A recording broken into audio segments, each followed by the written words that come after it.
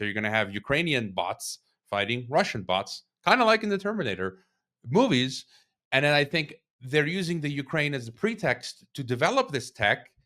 And then at some point, the war's got to end. They're going to say, okay, the war's over. But guess what? Now the Russian government and the Ukrainian government and the EU and the US government, they've all got their hands on these autonomous drone swarms and robo-dogs and humanoid robots, which are then going to be used against us. So the global Algocracy is going to have their robot army, and that's going to be used against the global population. Hi, everyone. It's Zahra Sethna here. Welcome back to the Collapse Life podcast. Before we get started, please take a second to hit the subscribe button and like this video. If you've been watching, you know this podcast is all about understanding how drastically and quickly the world is changing. Right now, we have a frighteningly tense situation between India and Pakistan. The war in Ukraine is dragging on, inflation is climbing, and the backlash against populist movements continues around the world. Here to help us make sense of it all today is Hrvoje Moric, host of Geopolitics and Empire. His podcast has been sounding the alarm on the collapse of Western hegemony and the emergence of a multipolar world for many years. And if you've been paying attention to global power shifts and the rise of technocratic control, you probably already know his work. So today we're going to talk a little bit about whether this is the final act of the American empire, and if so, what replaces it. Hrvoje, welcome to Collapse Life. Hey, great to be here, and I love the work that you're doing. Thank you. Likewise. Very much appreciate all the work that you do.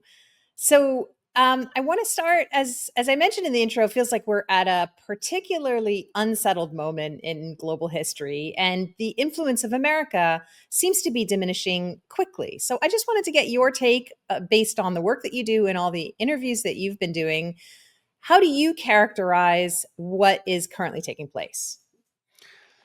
So I've been asking this question now for over a decade. Part of the podcast was born, right? Geopolitics and Empire, out of my realization that I'm not just a citizen of the United States. I'm a citizen of the empire.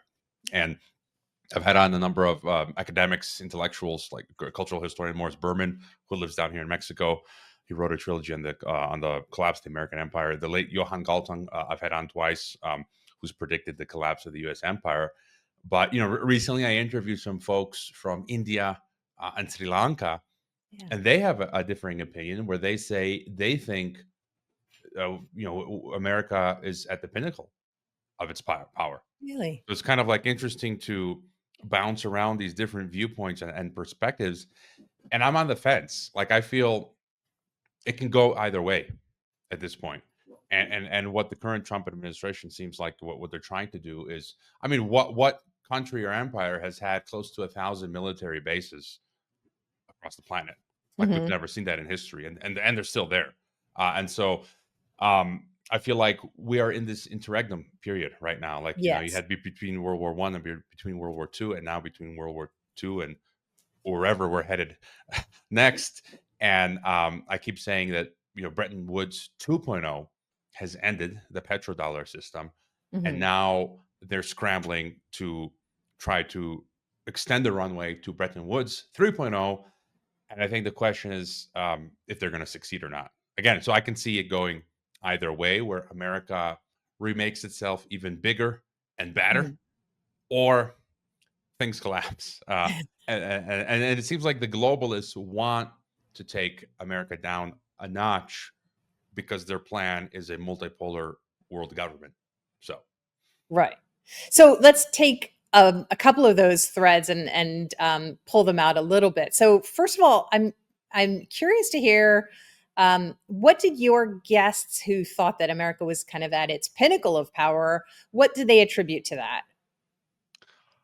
I guess all the different forms of power that the U.S. maintains. The soft power, by the way, Joseph Nye just passed at age 88, who was one of the big guys who wrote on soft power. But that, the cultural power, the soft power, still the economic power. They don't see the dollar going away immediately. It's the military and power projection.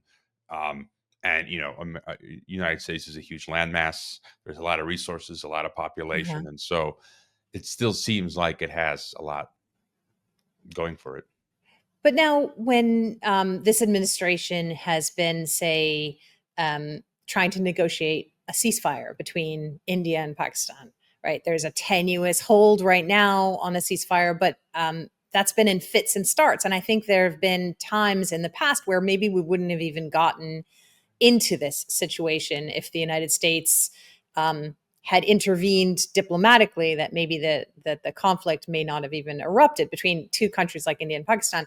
I don't know. Obviously, this is a bit of conjecture, but there might be indicators from the other side that would say that, an America of the past would have been able to have more influence, and that it's looking like we're having to work harder for things like that.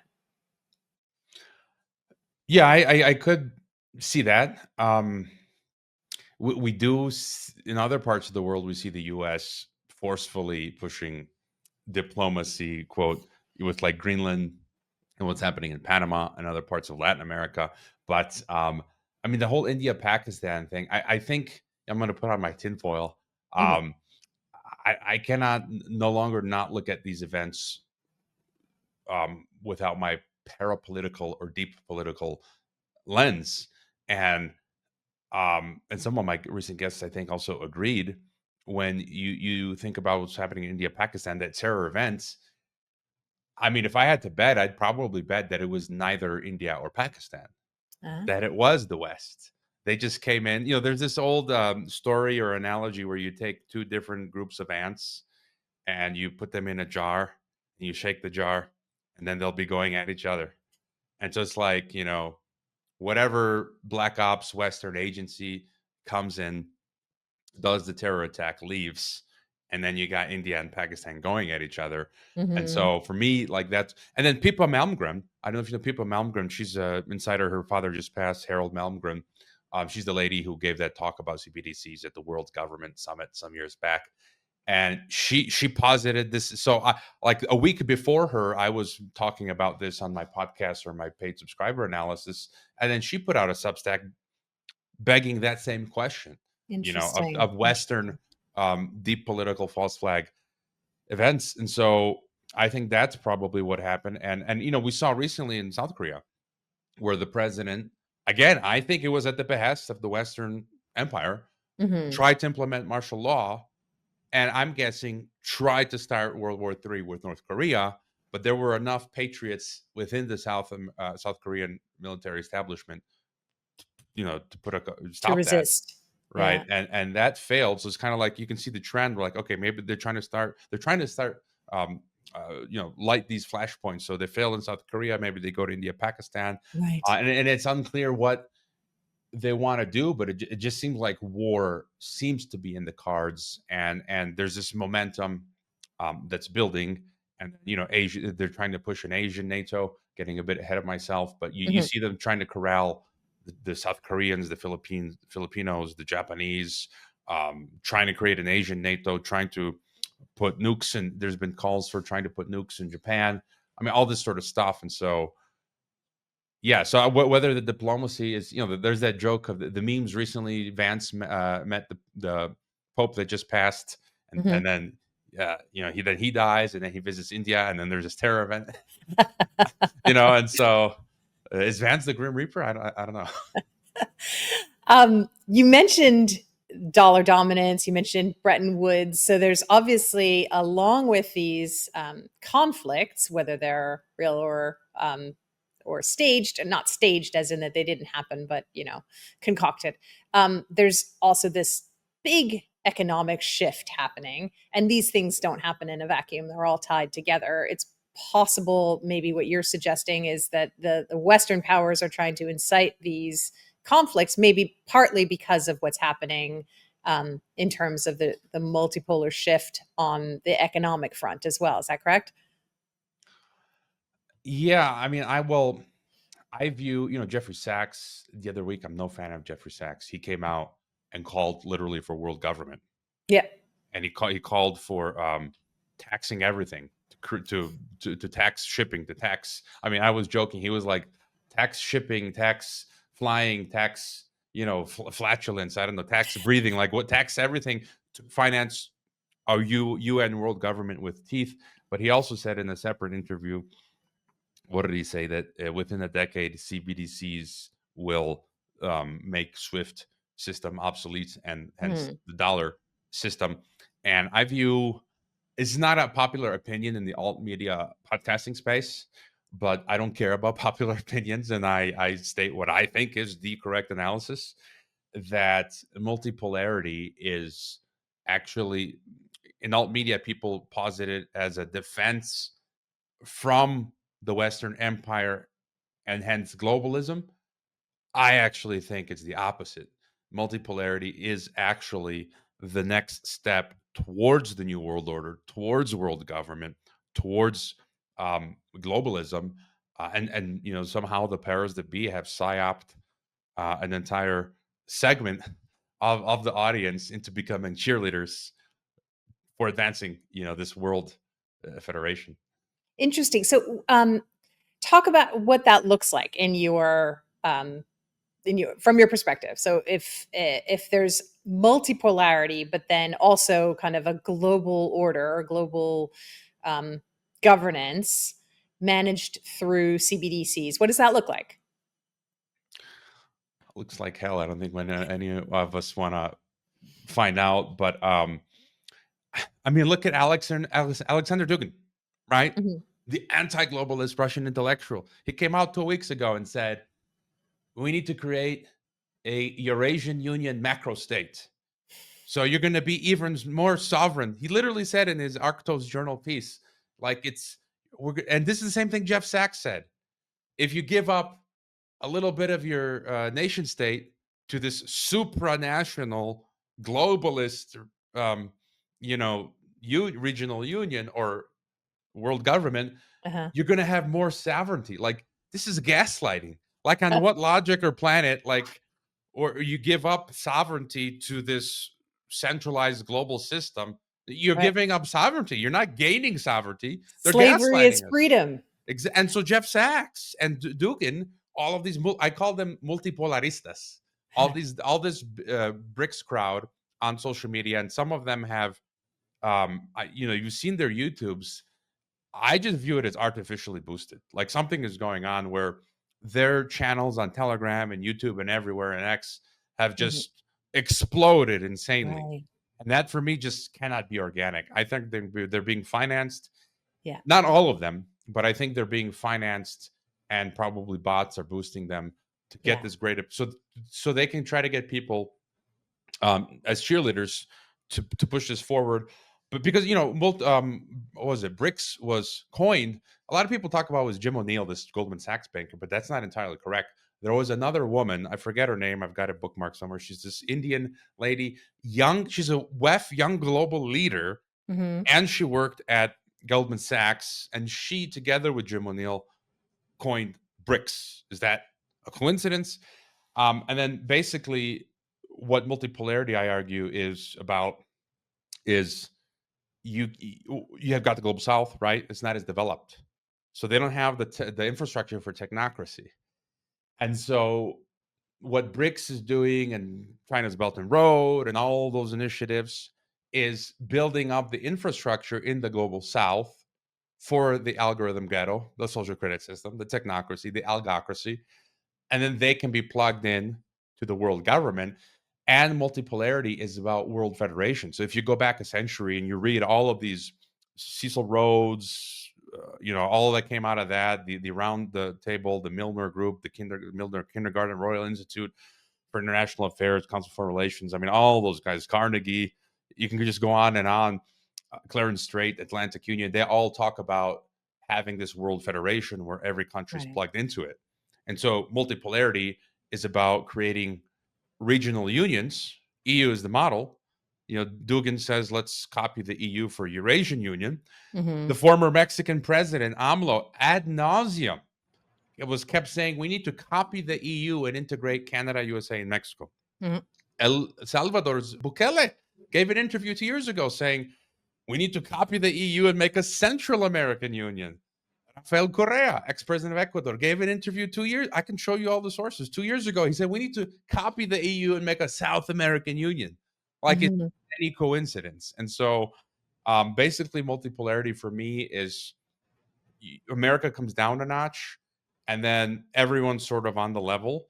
Yeah. It's a world federation. That's the only way to get world federation, and you need buy-in from the global south.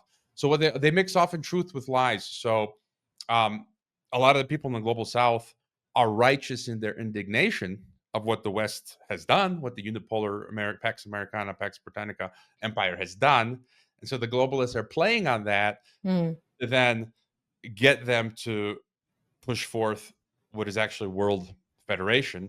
And then once this new sort of global governance structure comes about, then comes the Algocracy. Well, that's the second part of your question, I guess, the CBDCs and technocracy and all that. Right. Right. I mean, so it's very interesting, and I think your theory holds that, obviously the multipolarity means different ruling blocks that communicate with each other, and then countries fit within those blocks. So the countries don't necessarily go away, but there is a hierarchical order within those blocks, and probably among those blocks as well. Some blocks are more powerful than others. It's a very interesting way of kind of seeing how this might play out.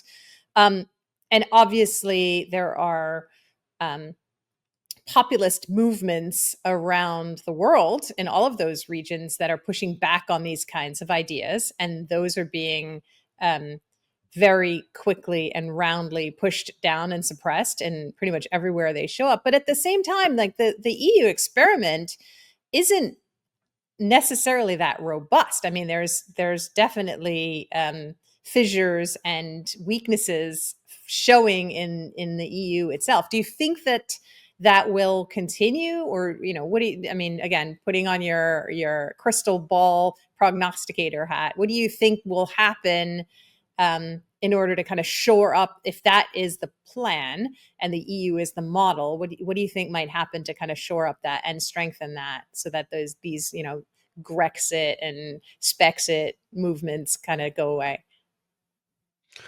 Well, I'm an EU citizen, and so unfortunately, I'm a Croatian citizen and unwittingly became EU. But I would hope the EU would disintegrate.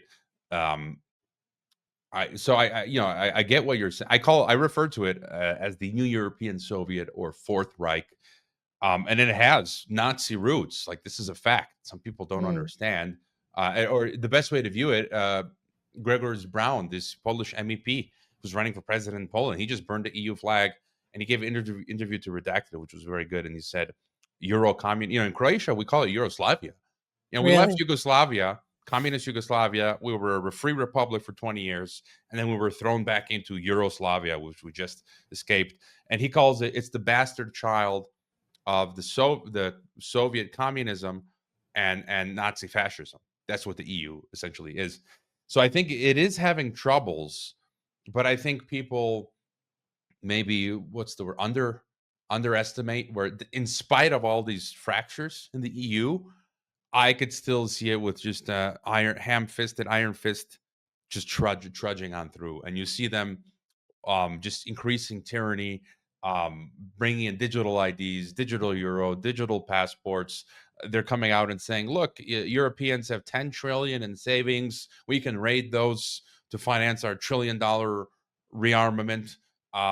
We want an asset registry, right, which precedes bail-ins and a confiscation of assets." And so I think they can still go on a really good while because Right. they've got their hands on all of the levers of control. Um, so I think it's too soon for the EU. I wish it would, but I think they can still keep um, going. And I think at the end of the day, all these systems will collapse, both from a biblical perspective or even just not biblical, but just from like a natural perspective, where these systems are too complex and they're too Yes. anti-nature and too human. At the end of the day, I think Jesus saves us. But the question is, will that be in my lifetime or your lifetime? Right. The Russians who lived in the Soviet Union, some of them lived their entire life in the Soviet Union. Um, and so that wasn't fun. They had some of them were killed under that regime. So Yeah. that is the danger.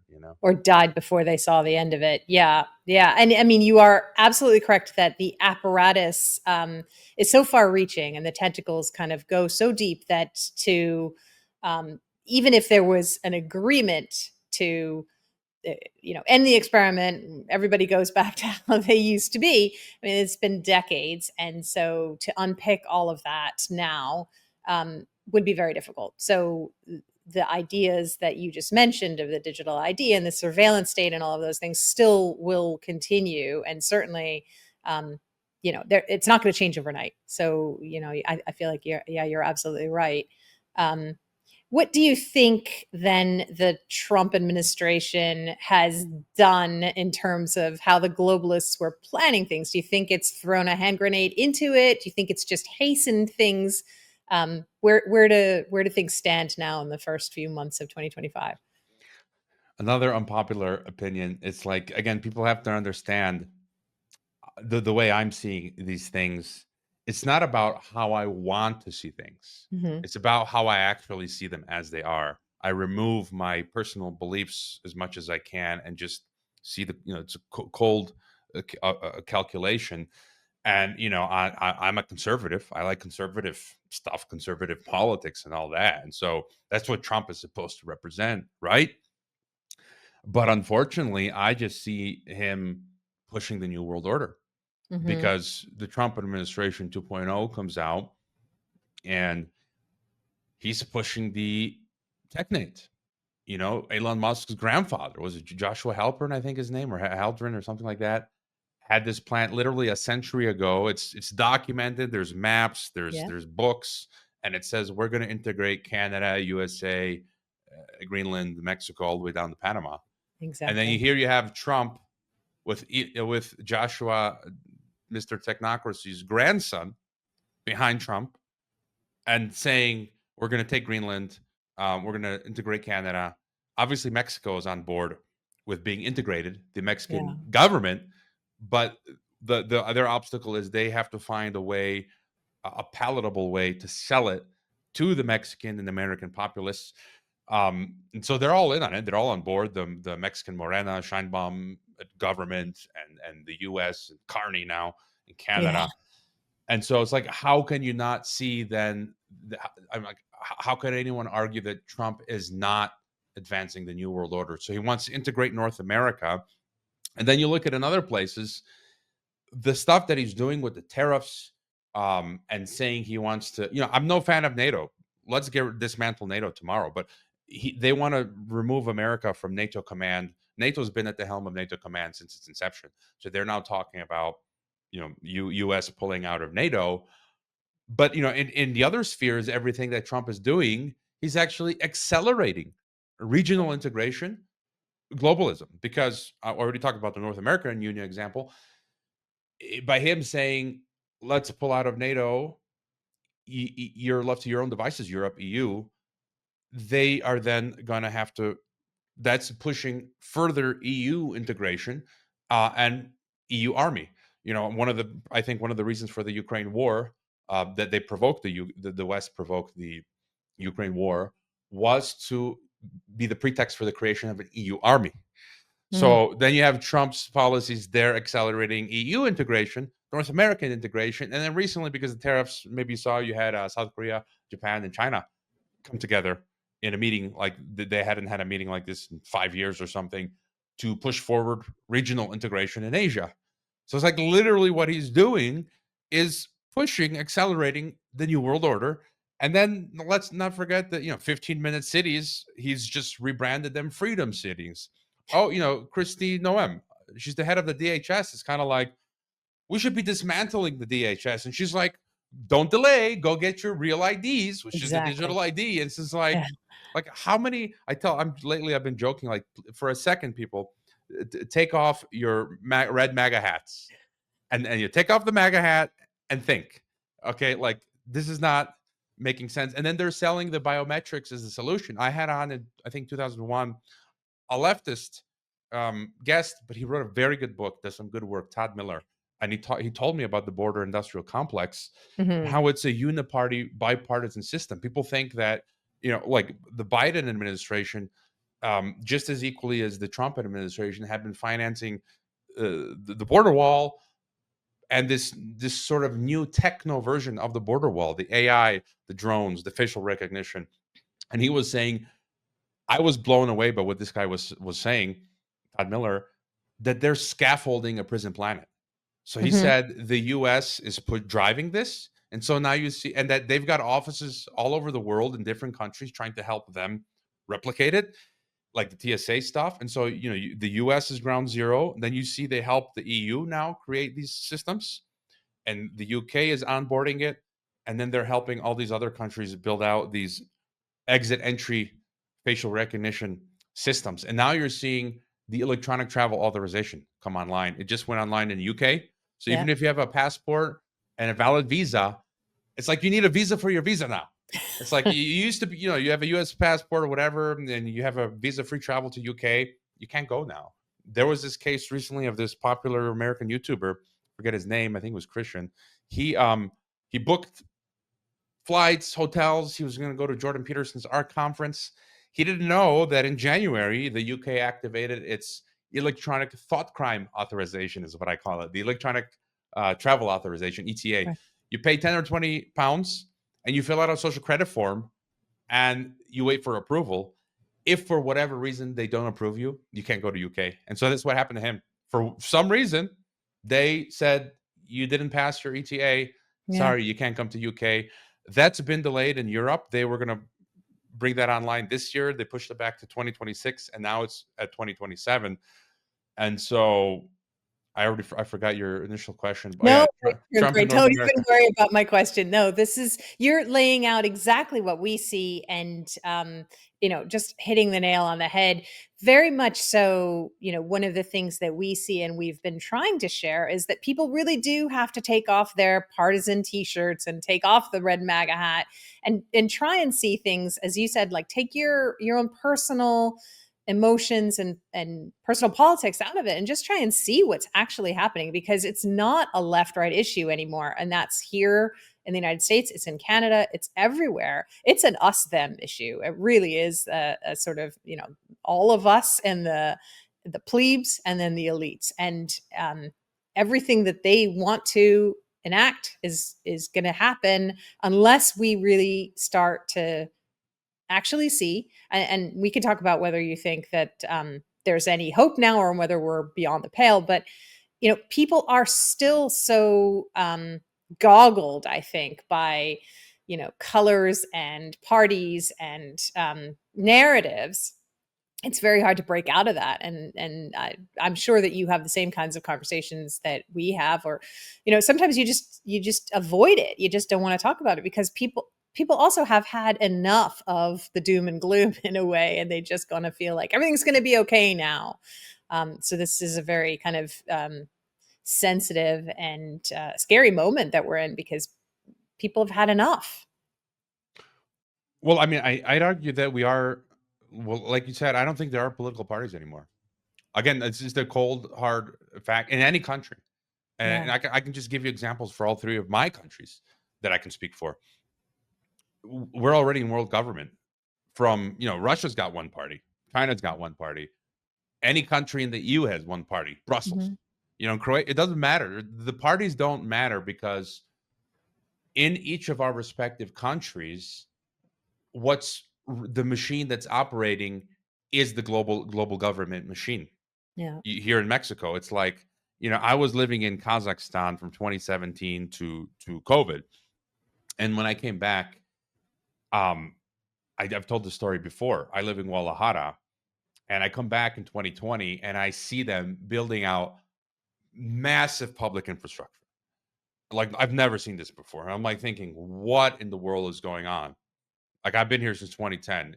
Mhm. Sans my years in Kazakhstan. I'm like, where's the money coming from? Yep. They're building massive subways and trains, and they're cutting car lanes, the green agenda, putting in bike lanes.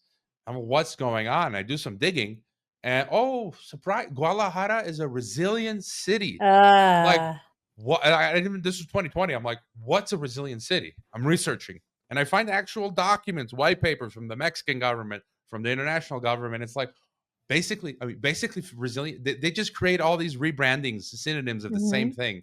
They are the digital concentration camps, the 15-minute smart cities. Yep. And Smart then cities. Yeah. resilient cities are financed by the Rockefeller Foundation. So I'm like, Oh, that's where the money is coming from. So the Rockefeller Foundation is giving money to Guadalajara to build out the trams and the subway trains. And in the white papers, it actually says, Visa is on board, all these corporations are on board, UN agencies, you name it.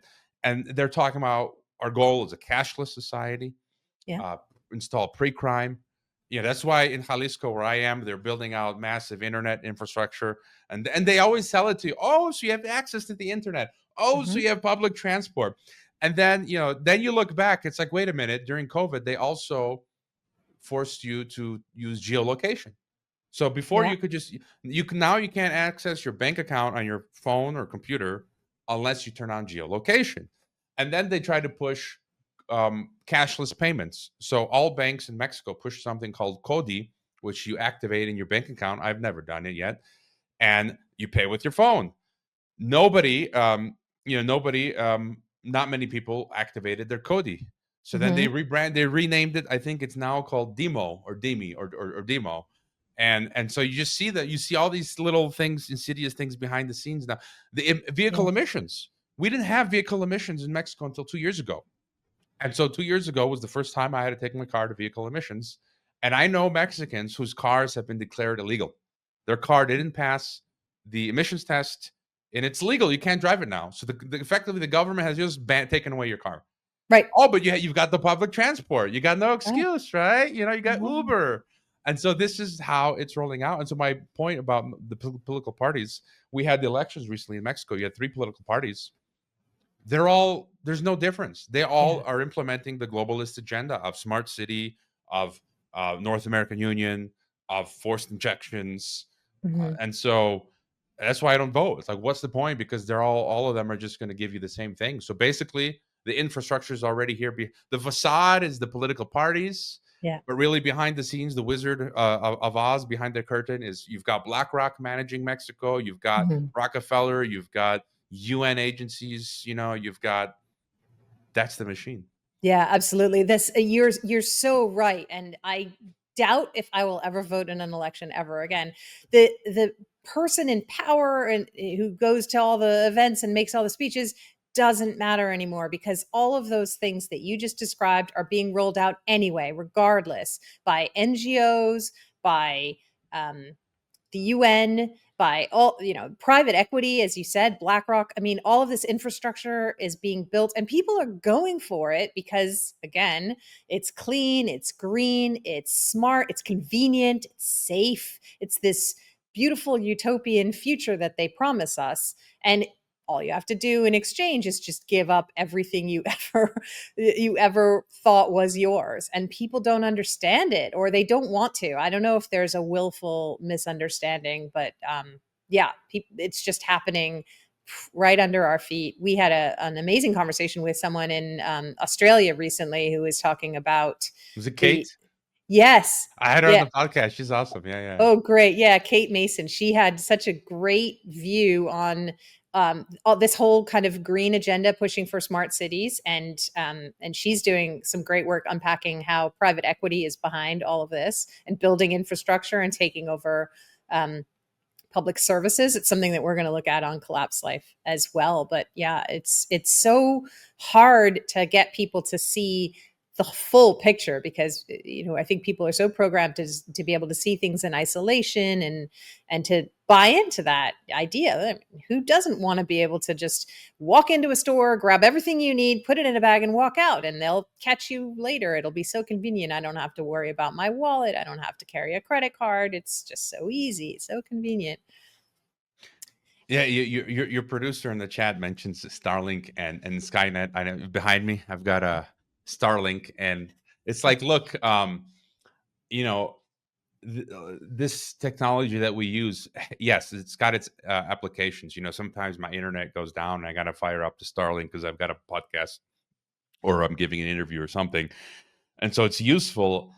But at the end of the day, all of this stuff is to bring about the global Algocracy. The latest news on Starlink was that they're giving out these kits for free. So I bought Yeah. mine for like $300. And so if you get a 12-month plan, they give it to you for free. So they want everybody on the farm. They talk about inclusion. It's inclusion until it's exclusion. And way back in March of 2020, I don't know if you recall Spiro Skouras. No. He had a big channel. He was amazing. He got deplatformed twice and he just gave up.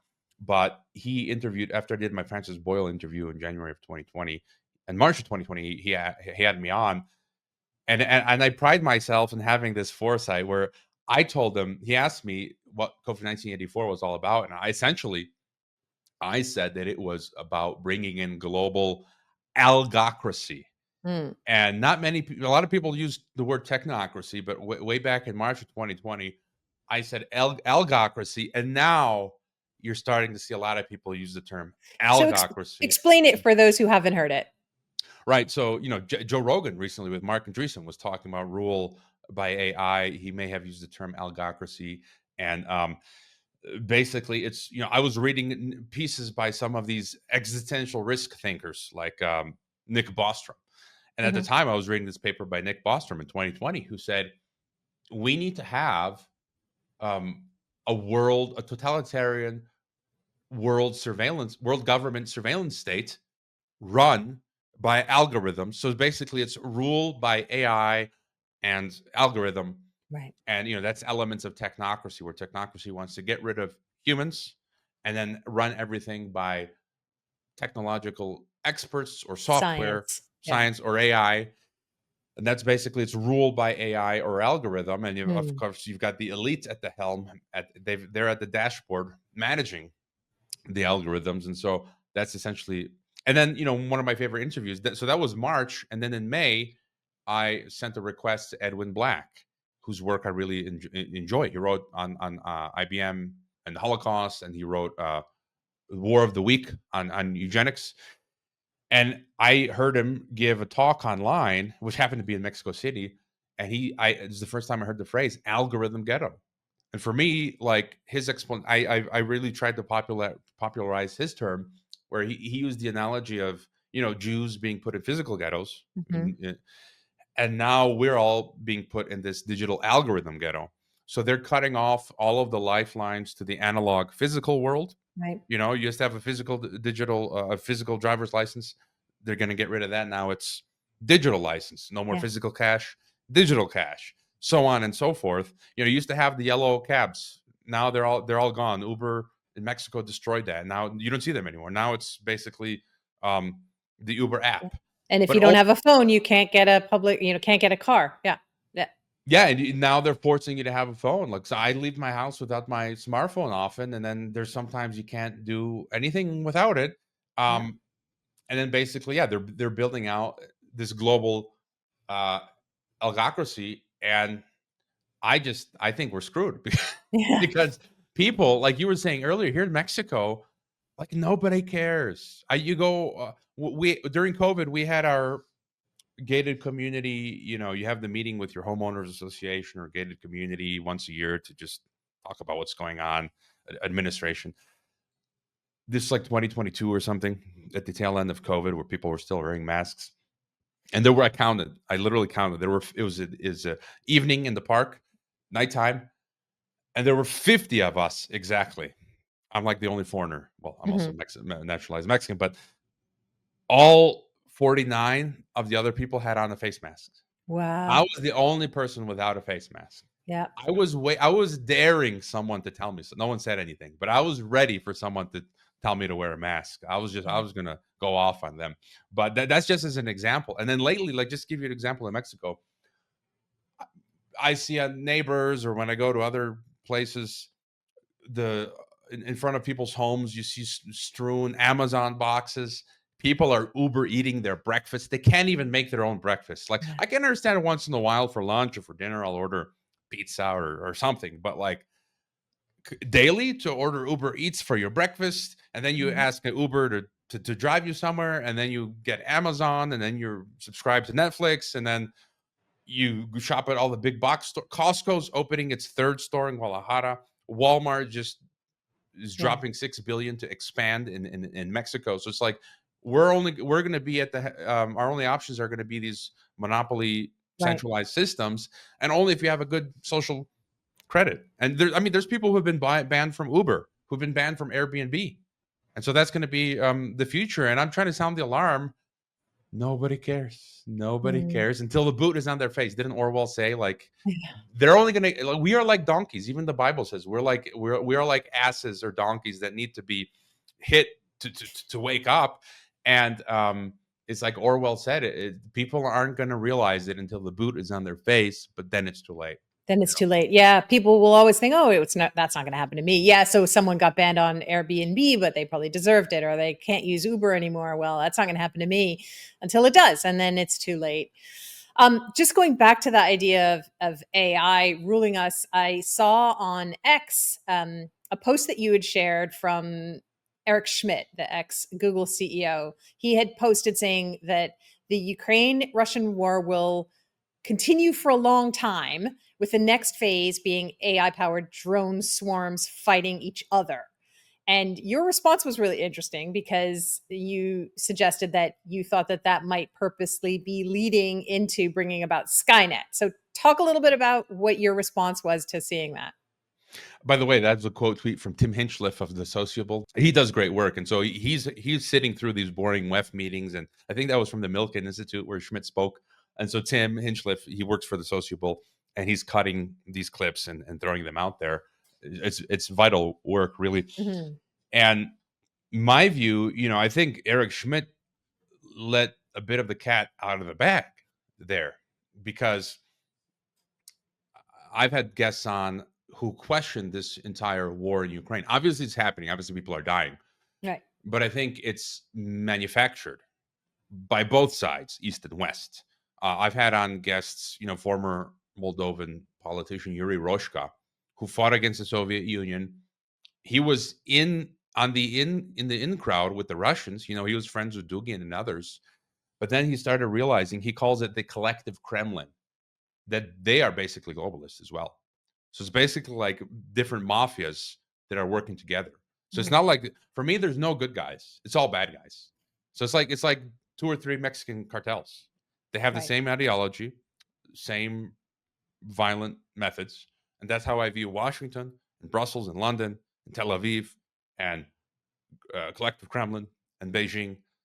That's how they all are. And it's basically, they're fighting to see who's going to have the better seat at the table.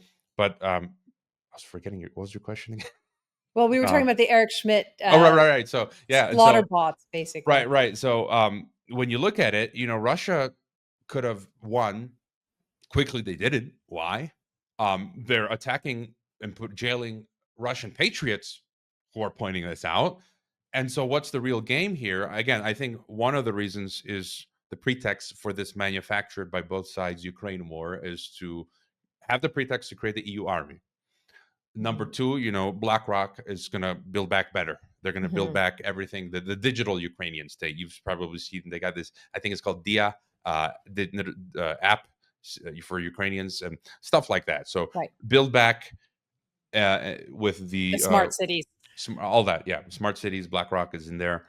And then I already mentioned, I think, to create the Eurasian Union off of Ukraine war. But as what Eric Schmidt is talking about, I say this tongue-in-cheek, Skynet is becoming self-aware. I always post these stories, hashtag Skynet is becoming self-aware. And so they always need pretexts to achieve their goals, these fake pretexts that they manufacture. And so with Ukraine, and I think they're doing the same thing in Gaza, even in India, Pakistan now. We just saw Chinese jets that the Pakistanis were using. So so what they need is the pretext to create these laboratories to develop this tech, because they can't just go out and develop it like out of nothing. They need a Ukrainian battlefield where the Ukrainian soldiers on their side and the Russian soldiers on theirs are iterating these drones and refining them and suicide bomber drones. Palmer Luckey of Anduril right now. I mean, the things that they're coming out with, it just blows your mind. They got the robo-dogs that can do everything. They got the humanoid robots coming on now. The suicide drones, they can go for each time they can go for longer distances.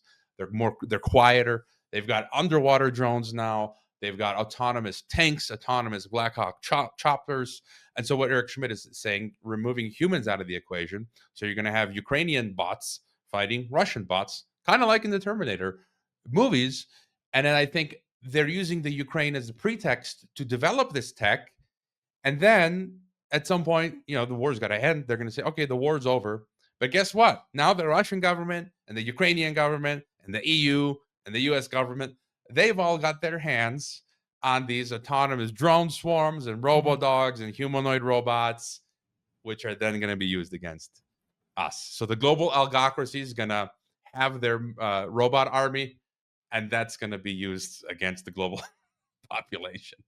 As in Black Mirror, basically, Hunger Games districts like Panam or, Black Mirror, that sort of stuff. Yeah.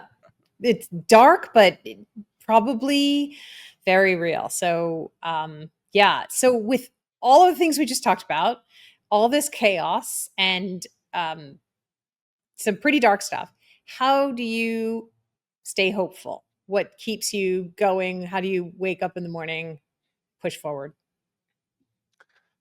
I guess, there's a number of things. I guess the principle is just believing in Jesus, because ultimately, I mean, we're all going to die anyways. So it's Right. kind of like the biggest question is eternity, and how do you defeat death, right? So beyond all of this stuff that we're talking about, globalism, some of the alt media is like, build your prepper community, and I'm like, okay, great, maybe you escape the new world order in your village somewhere at the end of the world. You're still going to die. What have Yeah. you done about that? Right? How are you, basic instructions before leaving Earth, right? Bible. And so for me, it's like that, knowing that in the end, I'm in heaven in eternity. Right. Whatever happens here, even if I'm tortured or killed, I mean, they can't torture me forever. I'm going to eventually die. Right. There'll Yeah. be end to that. So that's what keeps me going. The good news, and that good That's will great. win in the end.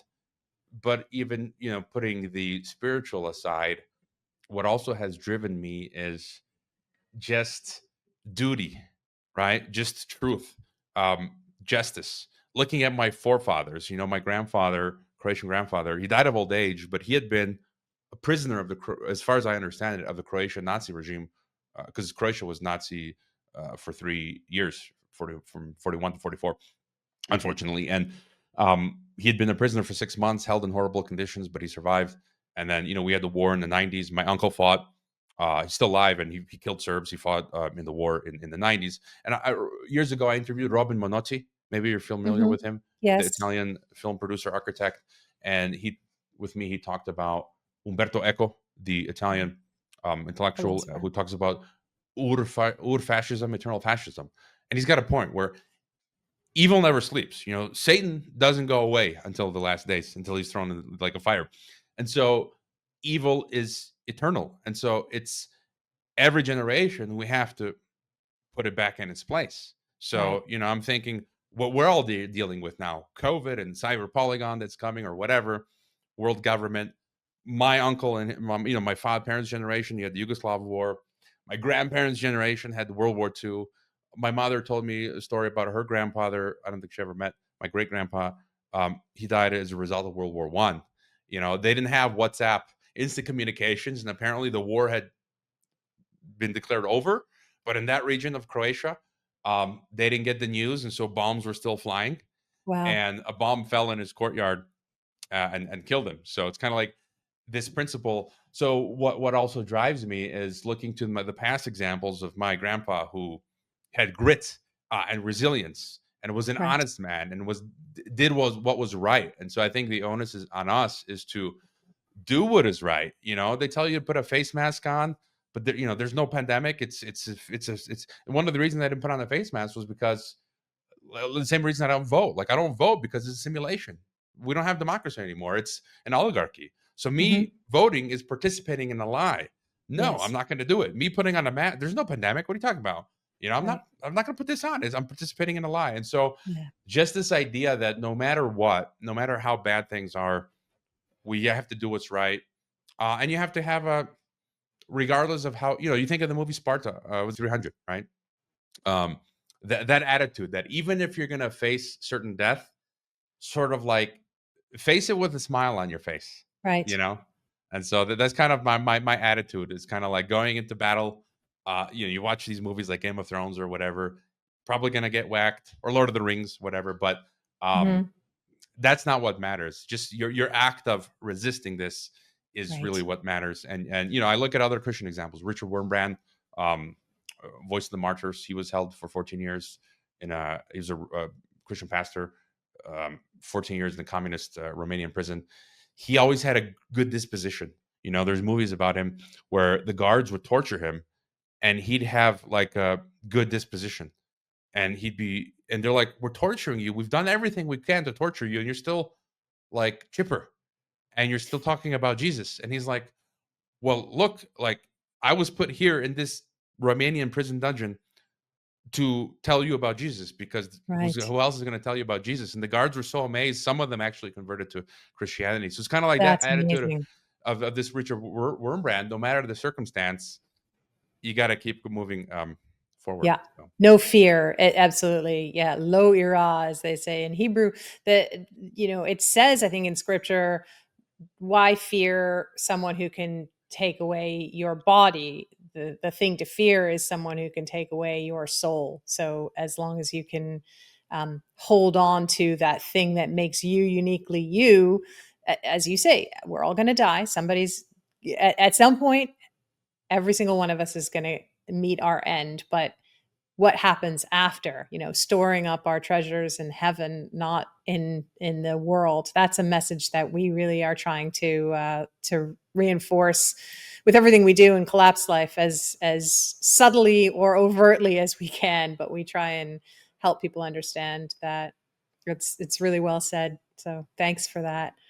I think we're coming close to an end, but a few more just kind of wrap up questions. um, what do you think is a really kind of underreported geopolitical issue that people are not focusing on that we should? I'd probably say I feel like we already touched on it. The thing that the regional integration. Very few people are talking about how our countries are being integrated into our respective regions. So North America is being put into the North American Union, Central America, South America, Africa, you know, Central Asia, Eurasia, Europe. And so I think that is the biggest danger, because then we're going to be locked into these regional structures, and we've lost our sovereignty, and then top down controls come in, and then the technocracy is the biggest thing, where, like we already said, most people have no idea at Yeah. all what is coming. And I feel those are the biggest threats, because with the algorithm Ghetto, you're screwed. Like I've told the story, I've been taken off of Patreon and banned from PayPal, which still affects me to this day, because I'm losing out on money I can get from podcast advertising, because I can't use PayPal, because most of the advertisers pay out in PayPal. Or I couldn't renew my bank card last year, and it's still not renewed because I don't have my Mexican digital ID. So it's like these Wow. walls are closing in, Yeah. and like what other threat really is there apart from this? Because I can't bank, I can't buy food soon. I can't renew my passport for travel. I can't get soon. I won't be able to have a driver's license. They're gonna take away their cars. And so it's kind of like there was a Spanish policewoman. I caught the clip last week. A Spanish in Spain, a policewoman came out and said, "We need to evolve." This is like devolution. She's saying we need to evolve to the forms of transport that our grandparents had. This is what she literally said: walking, cycling, or taking public transport. And I'm thinking, lady, that's devolution. And she's some animals are more equal than others, right? Animal Farm. I'm sure this policewoman's going to have her own police car she'll be driving around in, Hmm. but the rest of us, and she says, we need to get rid of this notion that cars are linked with freedom or liberty. And I'm thinking, like, Yeah.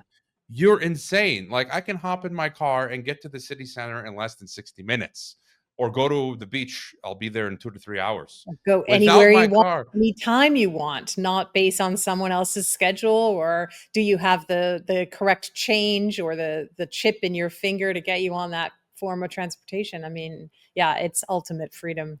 That's crazy. Yeah, yeah. And otherwise, without my car to get to the city center is going to take me like all day. What that's not freedom, but I can't think of any other. All these other things that we hear a lot about, they are important. This mass forced migration, the trans woke stuff, but I often feel like those are sort of distractions from what we've been discussing, which is the core threat Yeah, or danger. And wars will pop off, India, Pakistan, but you can always kind of escape those regions and go elsewhere, but you can't escape the global algocracy, the you know grid. so. Yeah, absolutely. Well, thank you so much for sharing it with us. For those who aren't already following you, remind people how they can find you. Website geopoliticsandempire.com, and then the Substack geopolitics and empire.substack.com, and then I'm on all the video platforms: X, Substack, BitChute, Brighteon, Odyssey, Rumble, and then the audio places. And I have a membership. If people have extra income, happy to take that support. I do a weekly analysis for subscribers only, and then we do Zoom calls off the record every week or two with supporters just to shoot the breeze. It's kind of a conspiracy therapy sessions as well. I love it. I love it. Well, thank you so much for sharing all this with us. And I do encourage all our viewers to go and check you out and to take the time to read Hrvoje's backstory, because it's very interesting how he ended up in Mexico and podcasting the way he is now. We didn't have time to go into that story now, but you can read it by going to his website and finding him there. And support Collapse Life. Thank you so much. Well, we hope that we can have you back very soon, because there's so much more to talk about. So I hope you'll have a chance to do that. If my computer says it's okay, so yeah, happy to come back. Excellent. Well, thank you so much.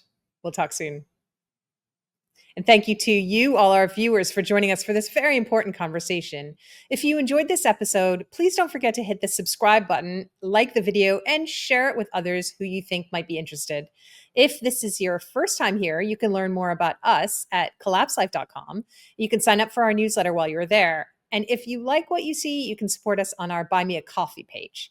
We do run on caffeine, and so even one cup of coffee goes a long way, keeping us alert and focused on having vital conversations with brilliant minds like Hrvoje. We'll be back again next week, and until then, we just remind you to keep your chin up. It's only collapse. See you soon.